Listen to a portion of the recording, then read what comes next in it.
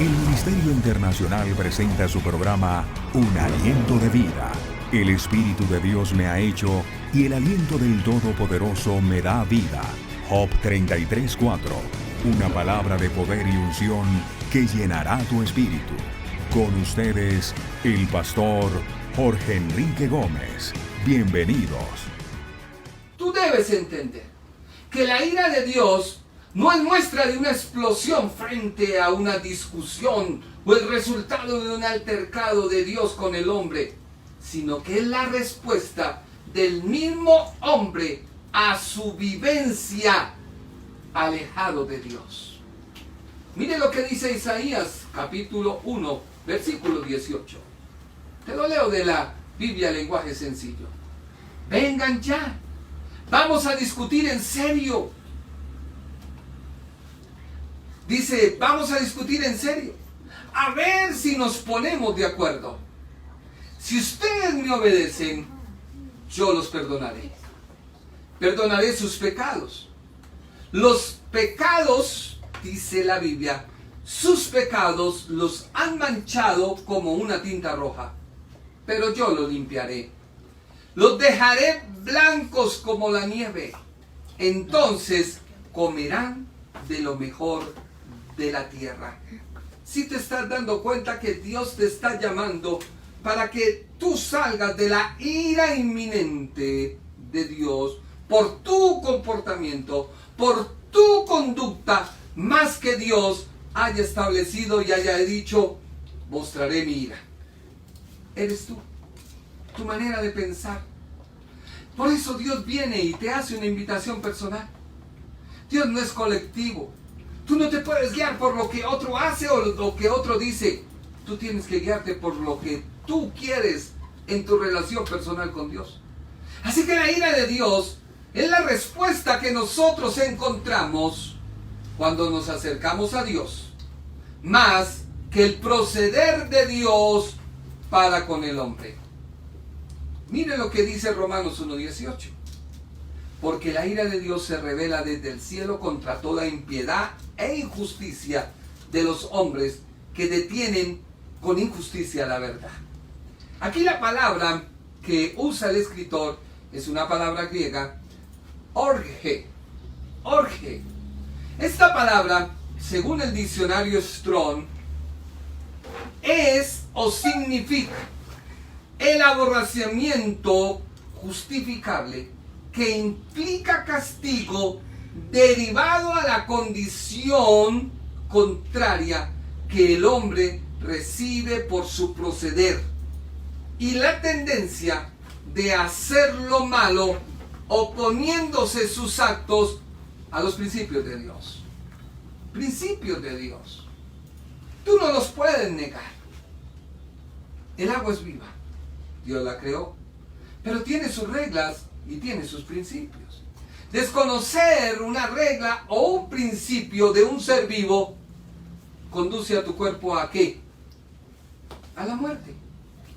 Y no es que el agua se haya creado para que la gente muera, pero si la gente niega ese principio, va a morir. Por ello el apóstol Pablo dice que Dios mismo se ha revelado al hombre y ha dicho que sus principios siempre han sido los mismos, pero el hombre, al desconocerlos, recibe castigo. Mire lo que dice Romanos 1:19. Me explico. Lo que se puede conocer acerca de Dios es evidente para ellos, pues el mismo Dios se lo ha revelado.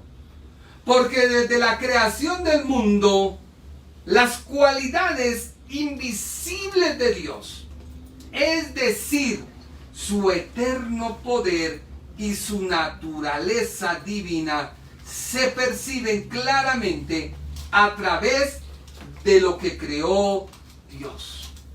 De modo que nadie tiene excusa. ¿Quién le enseña a un ave que debe migrar de un lugar al otro porque ya viene el invierno? ¿Quién le enseña el hábitat a los animales? Dios. En esta pandemia Se conocieron especies que el hombre había dado por exterminio. Y se conocieron otras nuevas. ¿Quién sustenta la creación? Dios. Así que la gente no tiene excusa. Y a pesar de haber conocido a Dios, no lo glorifican como a Dios ni le dan gracias, sino que se extravían en sus inútiles racionamientos y se les oscurece su insensato corazón. Aunque afirman ser sabios, se vuelven necios. Así que la palabra ira usada por el escritor a los romanos tiene que ver con la conducta del hombre muerto en sus delitos y pecados.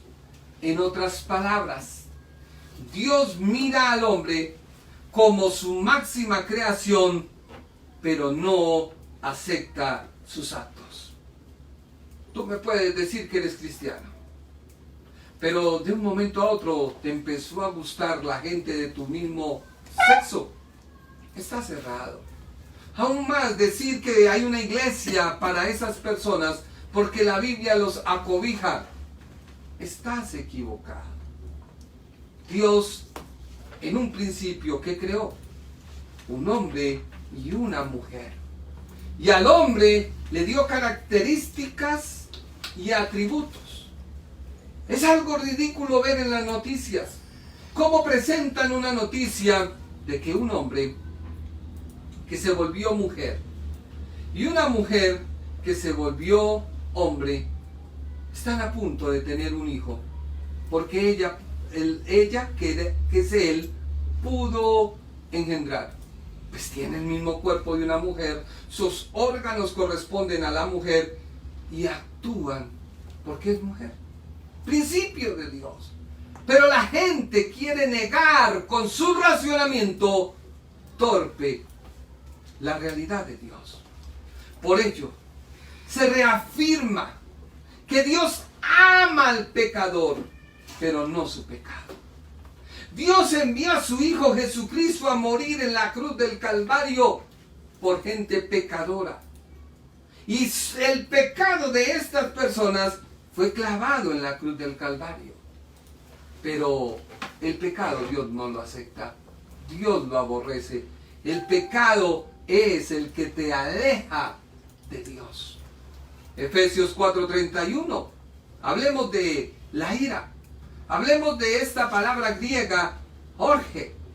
Hablemos de ella. Efesios 4:31 dice la Reina Valera: quítese de vosotros toda amargura, enojo, ira, gritería, malediciencia y toda malicia. Ira. Mire que la ira sale de nosotros. Y esa ira nos aleja de Dios. Ahora hay un concepto en el Antiguo Testamento de la ira que desataba Dios sobre aquellos que no le obedecían y no guardaban sus mandamientos. Pero es que aquí Romanos nos está hablando de que se está presentando el Evangelio de la gracia. Y por lo cual el apóstol usa una palabra en griego, ira, muy distinta a la ira del Antiguo Testamento. Colosenses 3:8. Yo te estoy explicando la palabra ira del griego. Colosenses 3:8.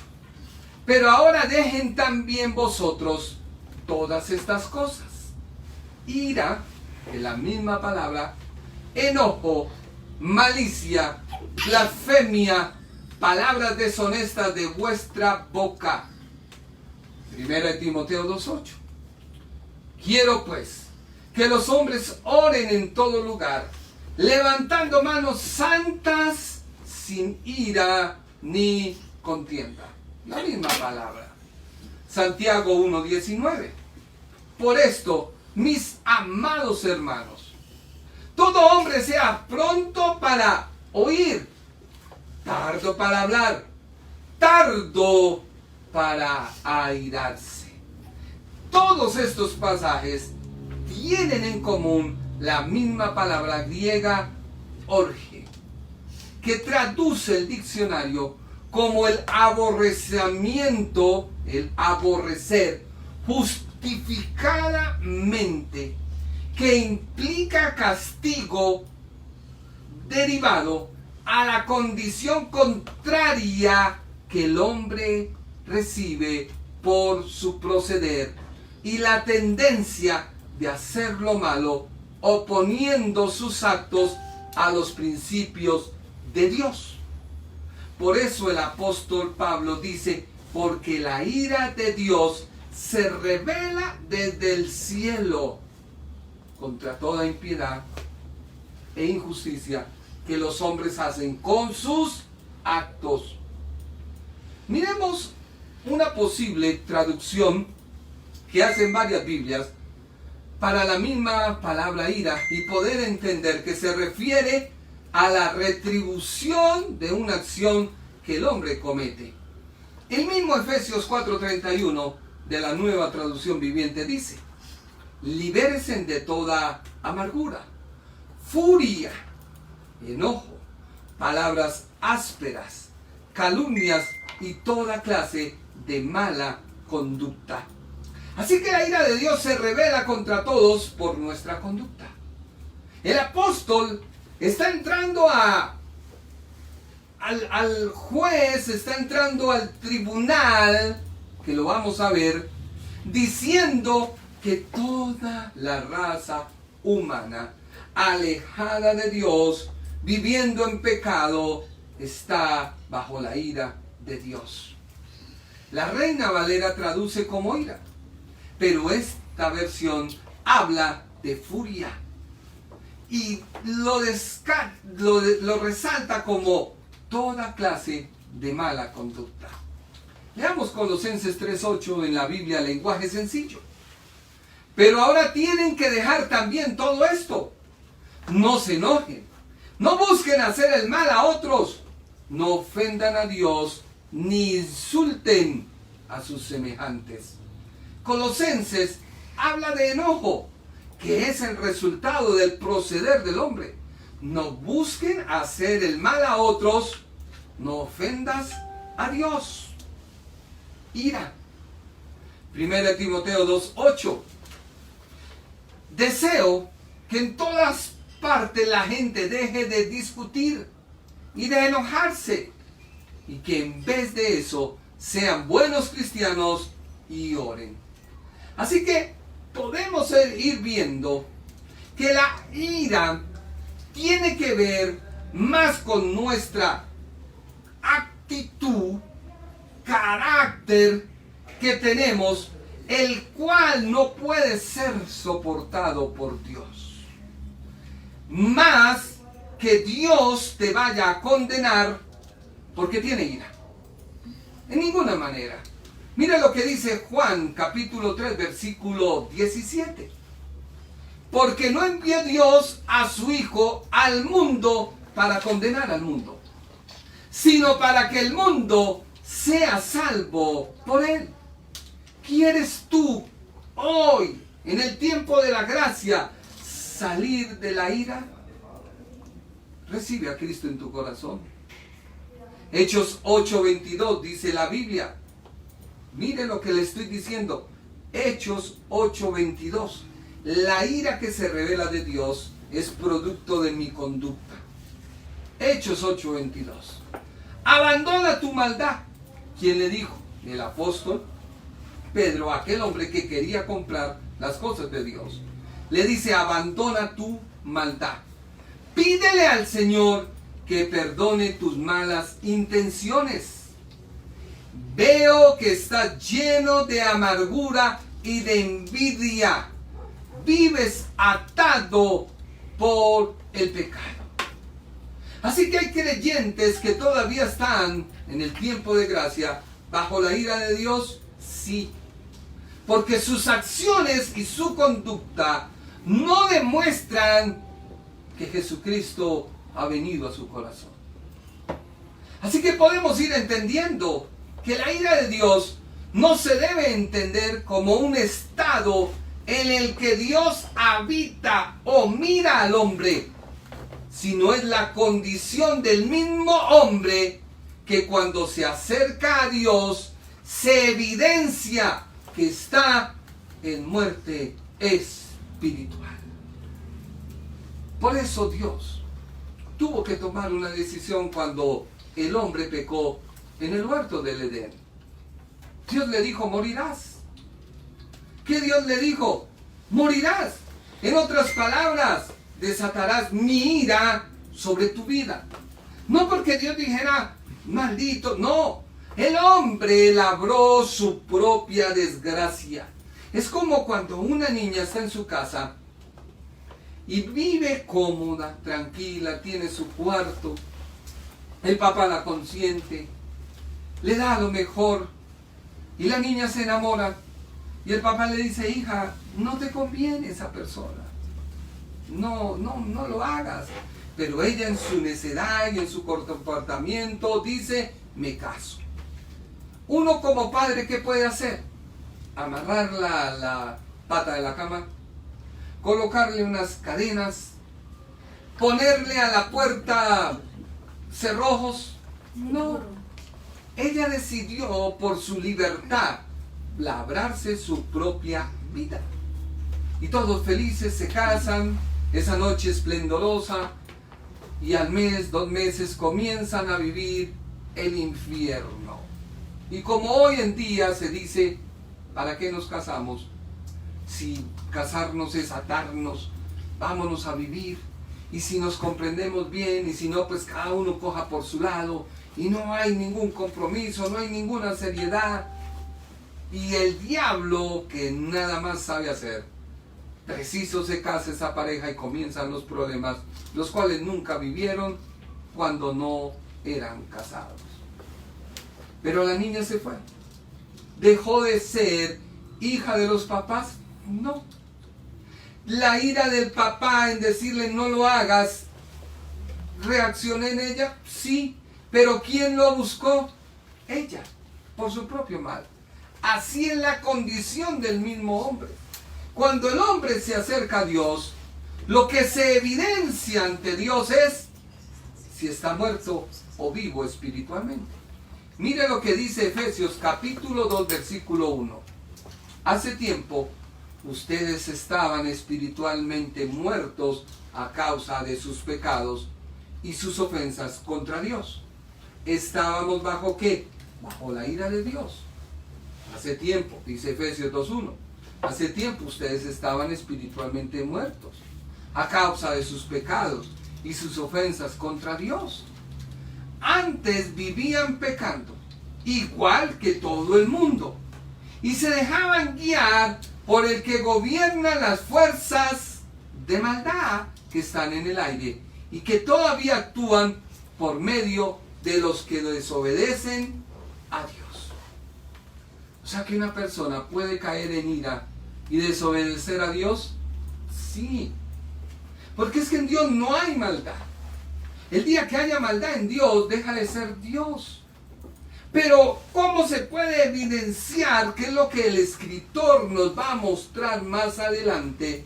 ¿Cómo se puede evidenciar que hay un error en algo? Pues cuando se muestra lo perfecto. ¿Cómo tú puedes saber que una llanta está mal colocada en un vehículo? Pues cuando tú ves las otras y ves el funcionamiento. Así es de sencillo. Dios es santo. Y cuando alguien se va a acercar a Él, se evidencia lo que hay. Y si no hay santidad y hay muerte, pues la persona está bajo la ira de Dios. Sigamos leyendo Efesios 2:3. Antes todos nosotros vivíamos así. Nuestra forma de vida era complacer los deseos de la naturaleza humana. Así que la ira de Dios es cuando tú, como persona, complaces tus propios deseos. Por eso dice el apóstol, retén tu salvación. Lucha por tu salvación. No es que un momento a otro fuiste un hombre que predicaste hablaste de Dios, pero hoy eres una vergüenza, porque dejaste que tu naturaleza humana te empezara a gobernar y tus placeres y deseos de esa naturaleza te empezaran a gobernar. Hacíamos cualquier cosa en el cuerpo, deseara, dice la Biblia, hacíamos cualquier cosa que el cuerpo deseara o que la mente pudiera imaginar, tal como los demás merecíamos que Dios nos castigara con su enojo, la ira de Dios. Así que la ira de Dios se revela o se manifiesta, o lo negativo que hay para que Dios no te acepte es tu forma de vivir en tu carne. Eso es lo que te aleja de Dios. Versículo 4. Pero la compasión de Dios es muy grande, y Él nos amó con un inmenso amor.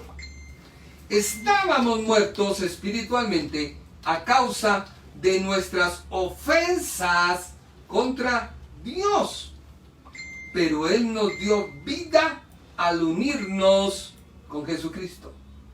Fíjense en ustedes, fueron salvos solo por gracia a la generosidad de Dios. Él, versículo 6, nos levantó de la muerte junto con Cristo y nos sentó junto a Él en el cielo. Dios hizo esto para mostrar en el futuro su inmensa generosidad, siendo bondadoso con nosotros a través de Jesucristo. Y es que aquí en esta etapa, lo vamos a ver, hay tres santidades o formas de una persona cristiana que nace de nuevo ser santo. Primero, la santidad posicional. Tú en Cristo posicionalmente eres santo. Por eso no debes volver atrás. No debes volver a decir malas palabras. No debes volver a tener malos pensamientos. Debes luchar. Porque en posición en Cristo tú eres santo. Hay una santidad que es la santidad práctica, que es la que a diario nosotros luchamos y batallamos. Y luchamos con nuestra carne para crucificarla e ir avanzando hacia Jesucristo. Por eso yo te enseñaba el día martes, la salvación y el evangelio es dínamo, algo que va produciendo energía, algo que va haciendo un cambio, algo que va generando nueva experiencia. No dinamita, o sea, explotó. Y la persona una vez explotó, esa persona cambió. Y una vez como cuando algo sucede, se transformó, ¡prum!, transformada.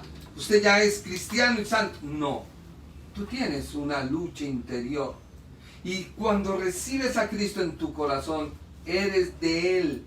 Pero si tú no andas en los caminos de Él, puedes perder tu salvación. Puedes perder la gracia de Dios y empezar a disfrutar una vida de problemas, de tribulaciones, porque la ira de Dios se hace evidente contra tu vida. Así que el escritor, y yo estuve leyendo harto, el escritor y varios teólogos comenzaron a hablar de la ira de Dios de Romanos y también tomaban la ira y la traspasaban a la ira manifiesta en el Antiguo Testamento. Y no puede ser así. Hoy Dios a través de la palabra ha dado la sabiduría a los comentaristas, a los teólogos para entender que la ira de Dios del hombre que no conoce de Cristo es su propio pecado y su propia naturaleza. Pero una vez la persona entra a la salvación y desobedece, ahí sí viene la ira de Dios de castigo. Por eso ten cuidado, retén tu salvación, retén tu vida con Dios, No permitas que un pensamiento, no permitas que el testimonio de alguien mine en tu mente y tú digas, si él lo puede, yo también lo puedo. Porque es que, déjame decirte, la relación que cada persona tiene con Dios es distinta. Y Dios nos salvó por gracia en Cristo. Y cada persona, como dice el dicho popular, la procesión va ¿por dónde? Por dentro. Entonces tú no puedes tomar el evangelio como una vara. Sí, este es bueno, sí es cristiano. Este es cristiano, pero está haciendo cosas malas. Ah, el cristianismo es lo peor. No, no te enojes, no te equivoques. Dice la Biblia, ustedes fueron por gracia. Gracias a la generosidad de Dios, porque tuvieron fe. No se salvaron a sí mismos. No, su salvación fue un regalo de Dios. Fuiste libre de la ira. Por eso comienza el apóstol en Romanos 1:18 a dar un dictamen general. Entonces ahí entran tres grupos de personas. Entran los judíos, entran los gentiles y entra el resto del mundo. El Ministerio Internacional presentó su programa Un Aliento de Vida. Venid a mí los que estáis trabajados y cargados, y yo os haré descansar. Mateo 11:28. Un aliento de vida.